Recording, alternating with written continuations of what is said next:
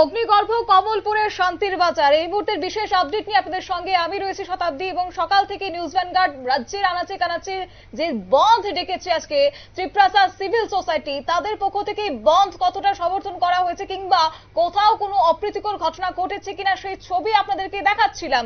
যদিও সেই সংগঠনের পক্ষ থেকে দাবি করা হয়েছে যে কোনো রকমের অপ্রীতিকর ঘটনা ছাড়া শান্তিপূর্ণভাবে তারা এই বন্ধ ডেকেছেন, কিন্তু সময় যত গড়িয়েছে যত সন্ধ্যা হয়েছে তার বাস্তব ছবি কিন্তু উল্টো কথা বলছে।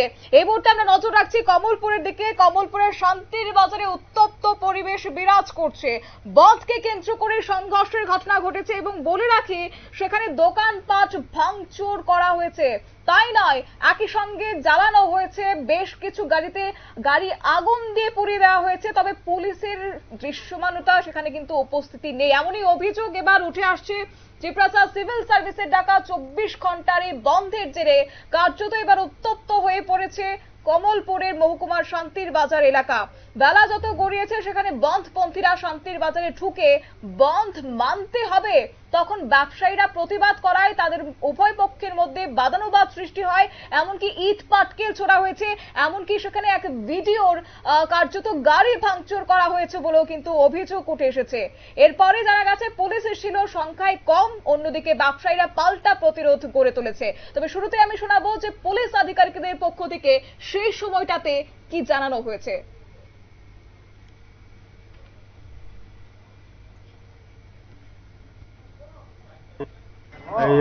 সালমের ভিডিও সাহেব দিল না ওনাকে পাবলিক অ্যাটাক করছে, বাড়ি মারছে এবং মাঠের মধ্যে খুব সাংঘাতিক বিশাল অবস্থা, খুব ক্রিটিক্যাল কন্ডিশন। বড় গাড়ির উপরে অ্যাটাক হয়েছে আর সামনের গ্লাসগুলো ভাঙছে আর আমাদেরকে কোনো আগুন নিভাইতে দিচ্ছে না। ট্রাক গাড়ি জ্বলছে, এখন স্টেজ জ্বলছে, নর্মাল কন্ডিশন। বিশাল সংখ্যক পোস্ট আছে, চেষ্টা চলছে, ওই চেষ্টা চলছে ম্যানেজমেন্ট করতে গিয়ে তো বিডিও সাহেবের উপরে অ্যাটাক হয়েছে। বিডিও সাহেবের উপরে মাথার মধ্যে ইটের চাকা পড়ছে। আমার গাড়ি দিয়ে শুধু একজনকে আনছে বিডিও সাহেব। এখন পর্যন্ত তো আমাদের নজরে আসেনি, তবে যে বিডিও সাহেবকে যে অ্যাটাক করছে এটা আমাদের সামনে অ্যাটাক করছে, আমরা নিয়ে আসছি, যখন তখন নিয়ে আসছি। আপনারা শুনলেন। অবশ্য বলে রাখি যে সেখানে কিন্তু একদিকে ব্যবসায়ীরা পাল্টা প্রতিরোধ গড়ে তোলায় সেখানে বন্ধ সমর্থকরা বাজারে থাকা একটি গাড়িতে আগুন লাগিয়ে দিয়েছে। এমনকি আগুন নেভাতে গেলে অগ্নিনির্বাপক দপ্তরের গাড়ি পর্যন্ত সেখানে ভাঙচুর করা হয়েছিল। যে দাবি তুলেছে সিভিল সোসাইটি যে শান্তিপূর্ণভাবে তারা বন্ধ করবেন, বন্ধ পালন করবেন, বাস্তব কথা কিন্তু অন্যই বলছে। যাই হোক, এই প্রসঙ্গে যাব, আমাদের সঙ্গে যুক্ত হয়েছে প্রাক্তন সাংসদ রেবতী ত্রিপুরা। আপনাকে নিউজ ভ্যানগার্ডের লাইভে স্বাগত জানাচ্ছি। হ্যাঁ, ধন্যবাদ। বন্ধের এই দিনে সংঘর্ষের যে ছবি এখন উঠে আসলো, এটাকে কিভাবে দেখছেন আপনি?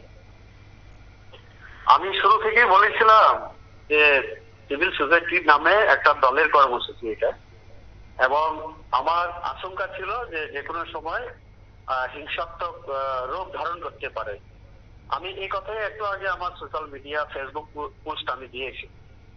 আমি জানতাম যারা এই সিভিল সোসাইটিতে নেতৃত্ব দিচ্ছিলেন এই বন্ধকে কেন্দ্র, তাদের মধ্যে আমাদের রঞ্জিত দেববর্মা, ওনার সম্পর্কে আমরা ভালোই জানি ত্রিপুরাবাসী, এবং সেখানে আরো অন্যান্যরা যারা যারা সামনে আসছেন, যেভাবে কথা বলে আসছিল 2-3 দিন আগে থেকে। তো আমাদের আশঙ্কা, সকলের আশঙ্কা ছিল যে এরকমই হচ্ছে। তো আজকে যখন আমি দেখলাম যে আগরতলায় উনি নিজে টায়ার পুড়িয়ে নেতৃত্ব দিচ্ছিলেন, সেখানে যে কথাবার্তা, হঠাৎ করে একবার আমি দেখলাম সাংবাদিকদের মুখোমুখি হয়ে তিনি বলছিলেন কক্সবাজারকে যেটা, যে ওনাকে এমপি অন্যান্য এমএলএরা ফোন করেছেন, ভালো কথা। উনি তাদের কথায় 3টার পরে আগরতলা শহর থেকে তুলে নেন। আমার কথা হচ্ছে এখানেই, আপনি তাহলে কোন এমপি বা এমএলএদের অনুরোধে যদি বন্ধ প্রত্যাহার করে নিয়ে থাকেন আগরতলা শহর থেকে, আমার প্রশ্ন হচ্ছে আপনাদের দাবি, মানে রঞ্জিত বাবুদের যে দাবি, এটা কি পূরণ হলো? আর বাইকটা কি শুধু আগরতলা শহরে হয়?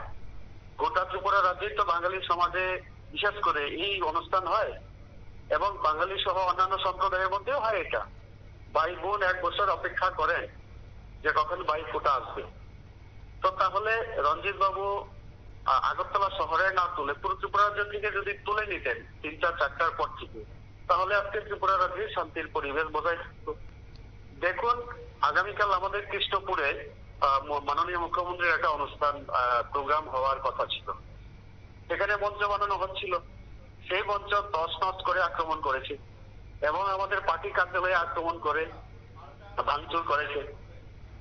আমি শুরু থেকেই কমলপুরে যে শান্তির বাজারের ঘটনা, আমাকে সেখান থেকে নেতৃত্বরা ফোন করে বলছিলেন যে এমন এমন হচ্ছে। তখন আমি সবাইকে বলেছি আমাদের উভয় অংশের মানুষের নেতৃত্ব যারা তাদের এগিয়ে যাওয়া উচিত। আমি সবাইকে বলেছি আপনারা এগিয়ে যান। তো এইভাবে আমরা চেষ্টা করছিলাম, কিন্তু পরিস্থিতি এমন পর্যায়ে নিয়ে গেল ওরা যে এসডিপিও যিনি আমাদের একজন জনজাতি, যারা তিপ্রাসা বলেন, সেই এসডিপিও নেতৃত্বে পুলিশ যখন তাদেরকে অনুরোধ করতে গেল তোমরা দোকান ভাঙচুর করবে না, এইভাবে কিছু করবে না, আর মানে পুলিশ অফিসারের উপরে আক্রমণ করে ওনাকে আহত করলো, সঙ্গে অন্যান্য পুলিশদেরকে। তো এইটা আবার শুনলাম বিডিও অফিসে গিয়ে বিডিওর সঙ্গে খারাপ ব্যবহার করেছে, জানি না কি হয়েছে, বাকিটা কেউ বলতে পারেনি।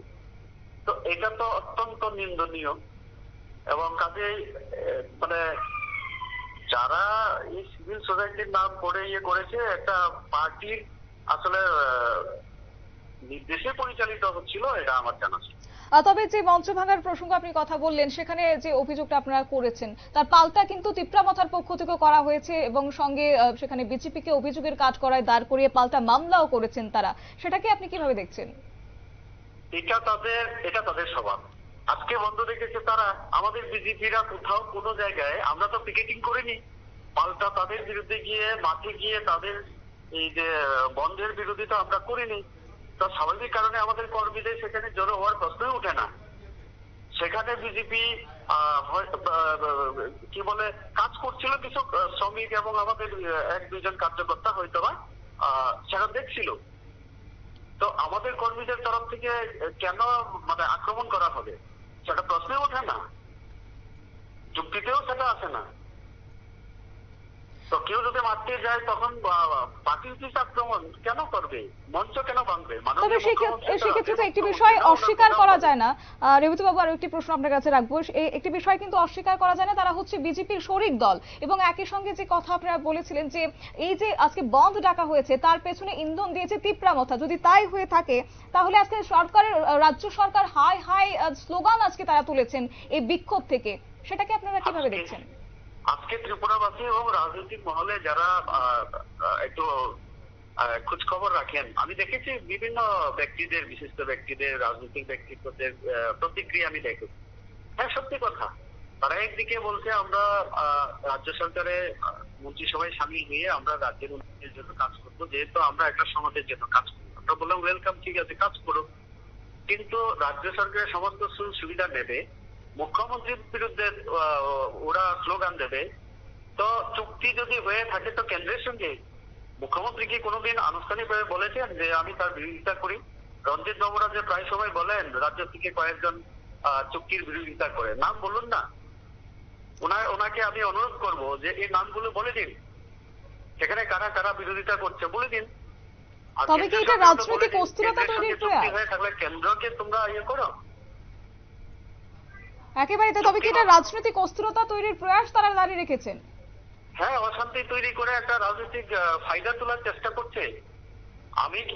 আমি নিজেও বলছি চুক্তির মধ্যে যে কথাগুলি রয়েছে, আমরা তো জনজাতির উন্নয়নের জন্য, ত্রিপুরা সার্বিক বিকাশের জন্য, শান্তির পরিবেশ বজায় যাতে থাকে তার জন্য তো আমরা চুক্তি স্বাক্ষর হয়েছে না, সেন্ট্রালের তরফ থেকে, রাজ্যের তরফ থেকে। আমরা বিজেপিরাও চাই, আমি ত্রিপুরা একজন নাগরিক হিসেবে আমি রেবতী ত্রিপুরাও তো চাই। একেবারে তাই, অসংখ্য ধন্যবাদ আপনাকে, আমাদের সময় দিয়েছেন আপনি।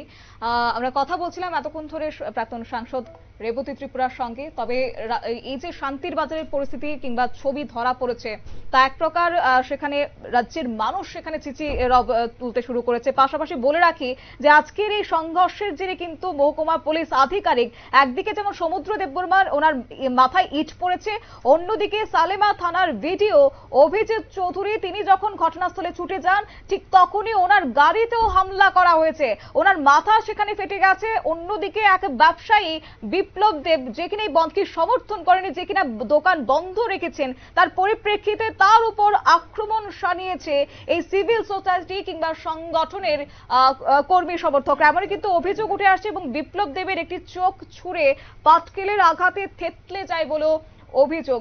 এই প্রসঙ্গে এবার আমাদের সঙ্গে যুক্ত হয়ে গেছে সিভিল সোসাইটির প্রধান, সংগঠনের প্রধান কিংবা বিধায়ক রঞ্জিত দেববর্মা। আপনাকে নিউজ ভ্যানগার্ডের লাইভে স্বাগত জানাচ্ছি। যারা নিউজ ভ্যানগার্ড দেখছেন তাদেরকেও আমি অভিনন্দন জানাচ্ছি। পূর্ব ঘোষণা অনুযায়ী আজকে আপনারা সেখানে বন্ধ ডেকেছেন এবং আপনারা পিকেটিং করেছেন রাজধানী আগরতলাতে, আমরা দেখলাম, এবং আপনারা এও দাবি তুলেছিলেন যে শান্তিপূর্ণভাবে বন্ধ হচ্ছে। কিন্তু সন্ধ্যা যত গড়িয়েছে, এ কোন চিত্র দেখছে আজ রাজ্যবাসী, যেখানে সংঘর্ষের ছবি উঠে আসছে বন্ধকে কেন্দ্র করে? আমরা কমল শান্তি বাজারে একটা দুর্ঘটনার খবর পেয়েছি। সেখানে কিছু লোক বিকাল 5টা পর্যন্ত সেখানে শান্তিপূর্ণ ছিল, কিন্তু সন্ধ্যা গণিয়ে আসার পর কিছু লোক শান্তি বাজারে গন্ডগোল করেছে। এটা পরিকল্পিত ষড়যন্ত্র কিনা এটা আমি বলতে পারছি না, তবে আমি ডিজি সাহেবের সঙ্গে অনেকবার কথা বলেছি এবং ওখানকার লোকাল আমাদের যারা নেতৃবৃন্দ তাদের সঙ্গে বলেছে। ওনারা বলেছেন যে যারা এখানে করেছে তাদের পিকেটিং এ ছিল না, পিকেটিং এর বাইরে ছিল লোকগুলি। তারপরে এখানে পিকেটিং যেখানে করা ছিল সেটা শান্তিবাজার থেকে অনেক দূরে। তো এখানে কি করে এখানে গন্ডগোলটা হইলো সেটা বুঝতে পারছি না। তবে আমরা সেখানকার লোকগুলিকে নিয়ন্ত্রণ করার জন্য চেষ্টা করছি, আস্তে আস্তে নিয়ন্ত্রণ হয়ে গেছে সেখানে। আমি ডিজি সাহেবের সঙ্গে সবসময় আমি কন্ট্যাক্টে আছি এবং এখানে নিয়ন্ত্রণ করার জন্য যা আমার পক্ষে সম্ভব আমি তারপরে যাচ্ছি। তবে এটা আমি মনে করি যে সন্ধ্যা গণিয়ে আসার পর কেন এই ষড়যন্ত্রটা হলো, কেন এই গন্ডগোলটা হলো।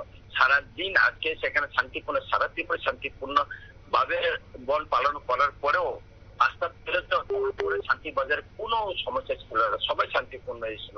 কিন্তু তারপরে সন্ধ্যা গণিয়ে আসার সাথে সাথে এই গন্ডগোলটা কেন হলো সেটাই এখনো বুঝতে পারছি না।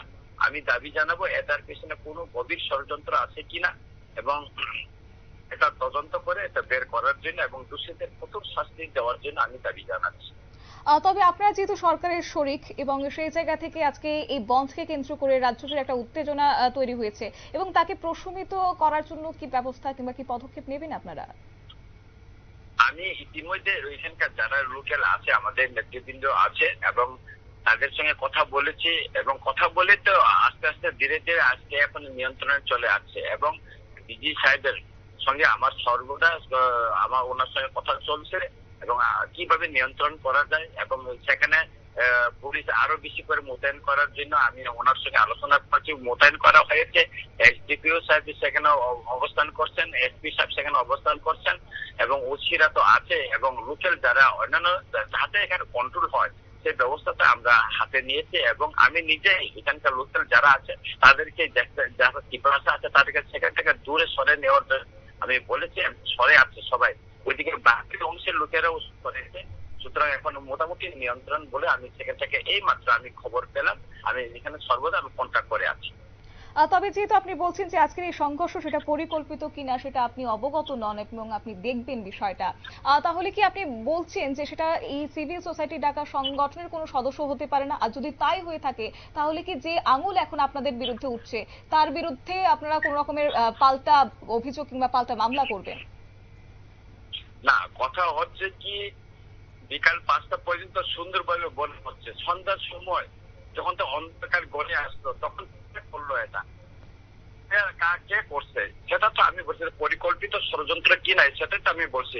সেটা তদন্ত করে দোষীদের শাস্তি, কঠোর শাস্তি দেওয়ার জন্য দাবি জানাচ্ছি। তো আমরা তো দাবি জানাচ্ছি, আমি দাবি জানাচ্ছি এটা। একেবারে তাই, ধন্যবাদ আপনাকে, আপনি সময় দিয়েছেন।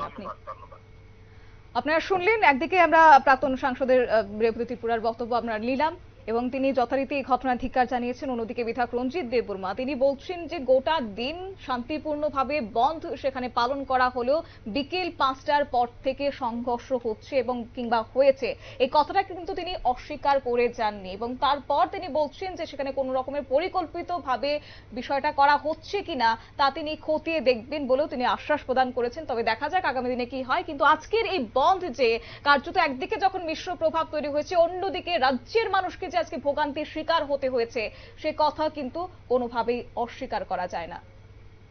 আমাদের আপডেট কিংবা সংবাদ এই পর্যন্তই এবং পরবর্তী আপডেট দেখার জন্য চোখ রাখুন নিউজ ভ্যানগার্ডের পর্দায়। নমস্কার।